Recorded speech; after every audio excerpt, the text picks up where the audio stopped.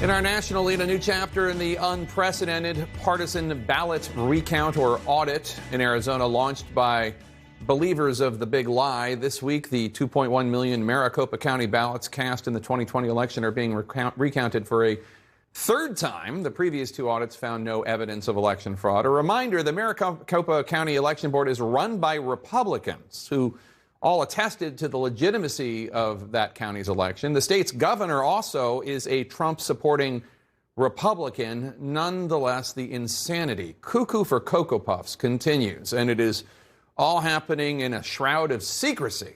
Only the pro-Trump One America News Network is in control of the live stream of the event, a network that continues to push lies about the 2020 election, of course. Legitimate news organizations have had to fight to get just one camera in there. The counting is expected to last well into the summer. There is, of course, a little hiccup at the end of this week. They have to pause because local high schools need the space for graduations. The Arizona Secretary of State, Katie Hobbs, a Democrat, joins us now. Madam Secretary, thanks for joining us. You've been outspoken about your criticism of this audit. You called it a hashtag fraudit on Twitter. Some Republicans are going after you for the criticism. You've even received death threats. So first of all, how are you and your family holding up? We're okay. Thank you so much for asking. I appreciate it. Given what you're dealing with, do you plan to run for re-election next year? I am definitely planning on running next year. A law professor wrote an op-ed in the Washington Post this weekend arguing not only is the right to vote under attack, so are the people that protect it. He wrote, quote, "Election administration often requires many decisions in the heat of intense political contests. The cornerstone should be protecting an individual's right to vote while also ensuring election integrity. Both are possible simultaneously, but it will become a lot harder if local election officials are afraid to act for fear of civil or criminal liability." Do you feel that the role of Secretary of State changed during the Trump era? Well, I certainly think that the activities around this last election highlighted the role of secretaries of state. And I do feel like we sort of emerged as guardians of democracy, certainly. And regarding the statement that you just read, I am concerned about what this type of continued activity is going to do to our ranks of qualified election workers, that offices across the country will lose qualified staff because of these continued attacks. Yeah, we saw some really horrific behavior in Georgia during that state's recount. And this whole audit has been a circus. There's an election conspiracy theorist at the helm of it. One of the ballot counters was a participant in the January 6th insurrection. There's this deranged conspiracy theory that China sent Arizona bamboo ballots, the bamboo laced, that would tip the state for Joe Biden. And new this week, the recounters are demanding access to router information and voting machine passwords, a move that the sheriff called mind-numbingly reckless. I mean, I'm tempted just to laugh at this, but it also seems very potentially dangerous for democracy.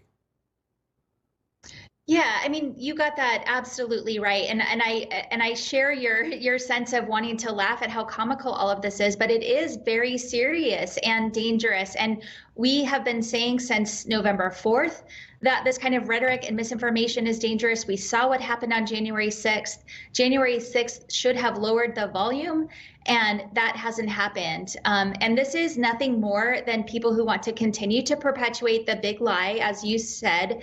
And that's what they're going to try to do. They're making this up as they go along. There's nothing about this so-called audit that is legitimate at all in terms of an actual election recount or audit. And so, they're just going to try to continue to sow doubts among voters and undermine the integrity of our elections. So you have on one side you and the two senators, Democrats from Arizona, and the Republican governor of Arizona, and the Maricopa County Canvassing Election Board, which is majority Republican.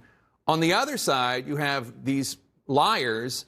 And also, this audit was just endorsed by Congresswoman Elise Stefanik, who is likely going to replace Liz Cheney as the House Republican Conference chair. What is your message to Elise Stefanik about the audit that's going on right now that she started extolling in a recent interview?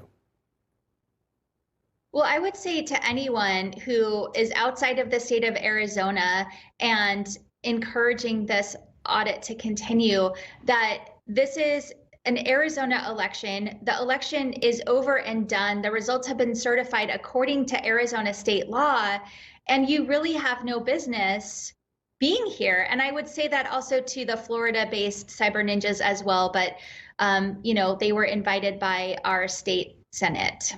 So what Stefanik said is like, this is all just in the name of transparency, which is, of course, junk. But beyond that, not only is the pro-Trump network, OANN, the only network allowed at the audit, they're also fundraising for the audit. Trump has issued statements supporting this. So there really isn't transparency going on there at all because they just have their own supporters monitoring it. Right. Why do you think the Arizona State Senate, the Republicans there, are trying so hard to push this big lie right now? Well, and I want to point out the only reason that we have the little bit of knowledge that we do about what's actually going on in there is because we had to go to court to push to allow pool reporters and outside cameras, as well as our experts who know a thing or two about post-election audits, and allowing for the procedures to be released. But certainly, I don't think we'll ever have any level of information about who is actually funding this audit, how much it costs.